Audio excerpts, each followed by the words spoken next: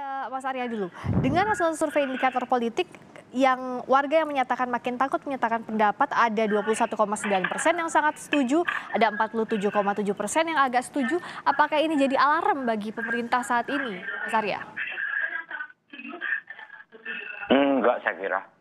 Karena? Saya kira tindakan pemerintah sudah tepat ya dengan demo yang kemarin itu kan bagaimana kelompok-kelompok kritis yang harusnya mendapatkan ruang untuk menyampaikan pendapat terkait dengan Undang-Undang Omnibus Law yang berjalan tertib tiba-tiba saja ditunggangi atau dimanfaatkan oleh beberapa kelompok yang ingin seolah-olah kawan-kawan yang kritis ini didorong untuk melakukan ditumpangi dengan tindakan-tindakan anarki. Jadi saya kasihan, jadi dibedakan bahwa antara kelompok yang melakukan demonstrasi yang ugal-ugalan, yang anarkis dan yang merusak itulah kemudian mencederai semacam niat baik dari kawan-kawan mahasiswa atau masyarakat buruh yang sebenarnya itu adalah hak setiap warga negara untuk ikut berpartisipasi apalagi dalam sistem yang demokratis. Dan saya kira terus kemudian menjadi satu bentuk ketakutan yang mana sebenarnya takut karena akal sehat juga bahwa dia tidak mau ditumpangi oleh kelompok-kelompok anarki dengan memanfaatkan sebenarnya keinginan untuk mengekspresikan pendapatnya. Saya lihat itu satu hal yang saya anggap masih wajar dan saya kira polisi bertindak bukan kepada kelompok kritis tapi pada kelompok-kelompok anarki dan kelompok-kelompok yang hampir di semua tempat demo kecenderungan merusak dan saya tidak yakin kawan-kawan mahasiswa dan buruh itu mempunyai cara berpikir yang destruktif anarkis semacam itu. Saya kira polisi perlu lebih tegas kembali untuk menindak kelompok-kelompok yang memang tidak ingin demonstrasi tapi dia melakukan intrik menggunakan kelompok-kelompok kritis yang sebenarnya mempunyai tujuan yang mulia untuk menyampaikan hak pendapat dia. Dan saya kira masih dalam batas-batas wajar. Kalau sekarang ada ketakutan, saya kira bukan ketakutan yang permanen, karena ini bukan pemerintahan yang represif.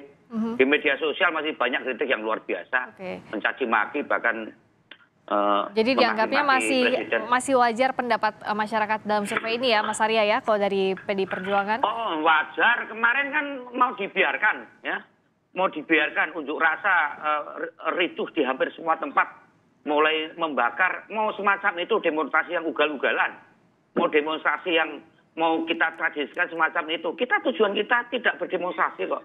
Tujuan kita bernegara, ya, bermasyarakat bernegara. Demonstrasi atau demokrasi hanya sebagai satu instrumen.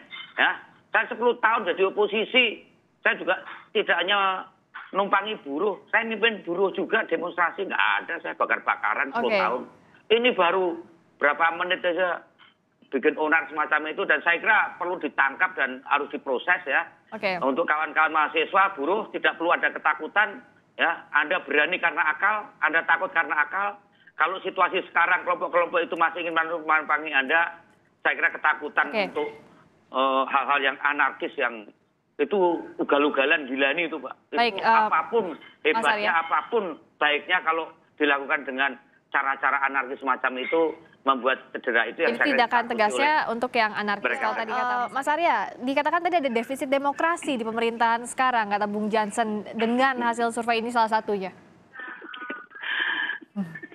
Iya, tapi gini loh, jurus demokrasi sekarang itu ya setiap zaman, setiap masa, apalagi di era disrupsi ini kan berbeda-beda ya.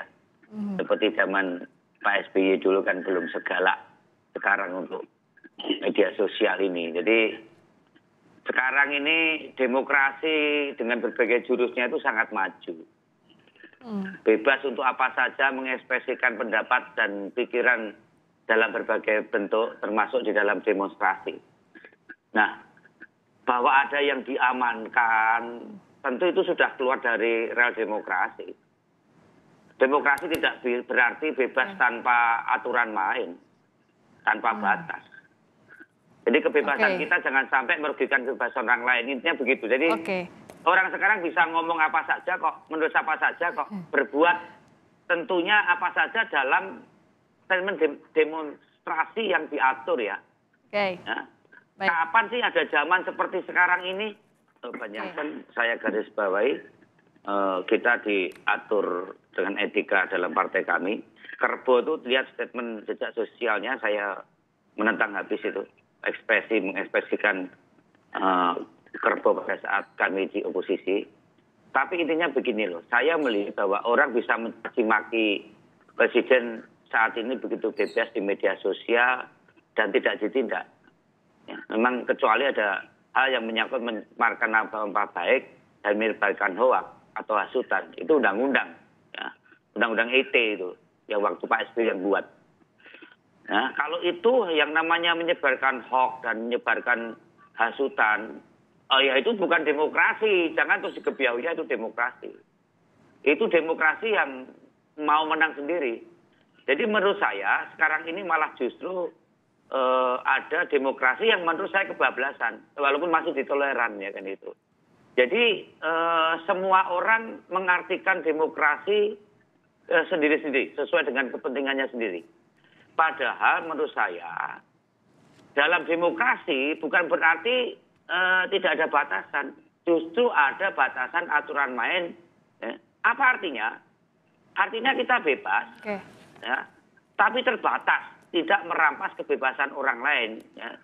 Jangan kemudian semua itu bisa dijawab dengan demokrasi. Nah, bedakan antara kritis dengan kelompok yang intrik. Kita akan jawab besok akan digelar bahwa yang ditangkap itu adalah kelompok-kelompok yang melakukan destruktif, anarki, bahwa kebetulan dia kritis, jangan kemudian semua hal kemudian dikebiahuiah dengan hal yang menyangkut semakin terbatasnya atau pembatasannya. Demokrasi. Apakah iya yang ditangkap ini bukan yang kritis tapi yang destruktif atau yang anarkistis tadi? Kita akan jawab ini, kita lanjutkan perbincangannya usai jeda di Kompas Petang. Kebebasan berpendapat ini tergantung dengan proximity atau kedekatan dengan pemerintah, Mas Arya.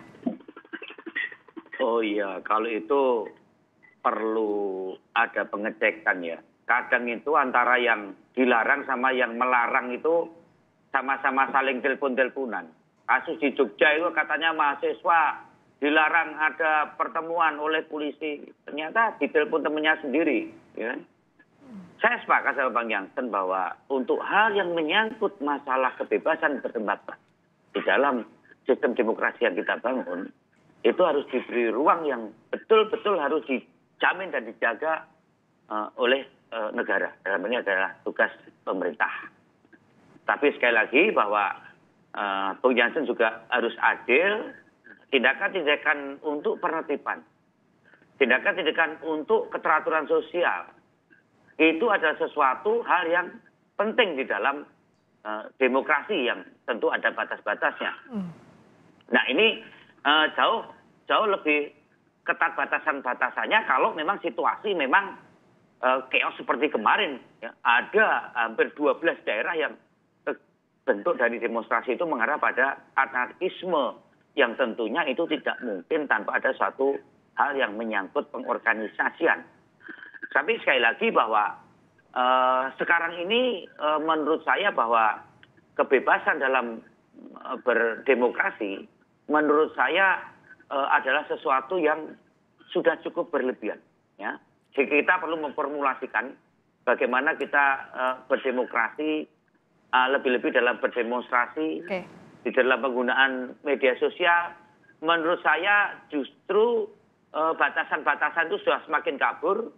Penegakan hukum kemudian dianggap sebagai satu tindakan represif dan kita melihat ada skenario bagaimana kelompok tertentu melakukan suatu tindakan untuk melawan hukum sekeras-kerasnya, seanarkis-anarkisnya, untuk bagaimana ada tindakan-tindakan represif dan disitulah kemudian akan menstigmakan Jokowi adalah seorang otoriter. Oke, Mas Arya. Ini ada skenario bahwa untuk mengotoriterkan, mengoligarkikan, merepresifkan ke Bung Jansen, Mas Arya. Sebagai tindakan anarki ini ada dan menurut saya kalau situasinya semacam ini Yang mau kita kembangkan adalah demokrasi yang anarkis. Oke, Anarkisme Mas Arya kita akan tanyakan. Kalau dari Mas Arya, apa Ya, jaminannya agar saya kebebasan yakin pendapat ini indeks tidak jadi takut demokrasi. masyarakat mengemukakannya?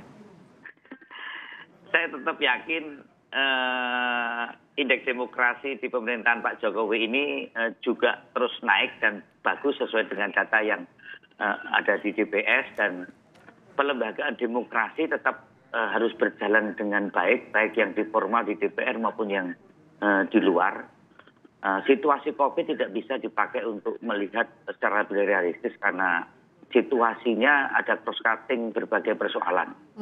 Menurut saya tetap tidak ada pembungkaman suara kritis. Semua dilakukan dalam koridor hukum. Tidak ada pembungkaman suara-suara kritis terhadap pemerintah.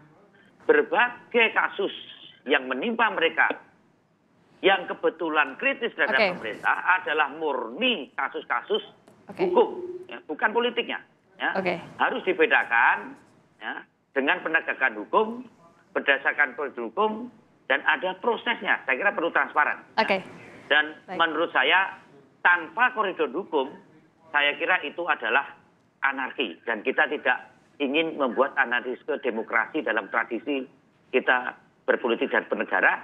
Saya sepakat dengan Bang Jansen, mari kita kembangkan demokrasi dalam istilah orde baru yang dulu tanpa manipulasi adalah bebas bertanggung jawab. Mari kita sama-sama rawat demokrasi ini dan tentu dijaminkan semestinya oleh pemerintah terkait dengan kebebasan berpendapat ini, apapun pendapatnya, pro ataupun tidak setuju dengan pemerintah. Terima kasih Mas Arya Bima atas waktu.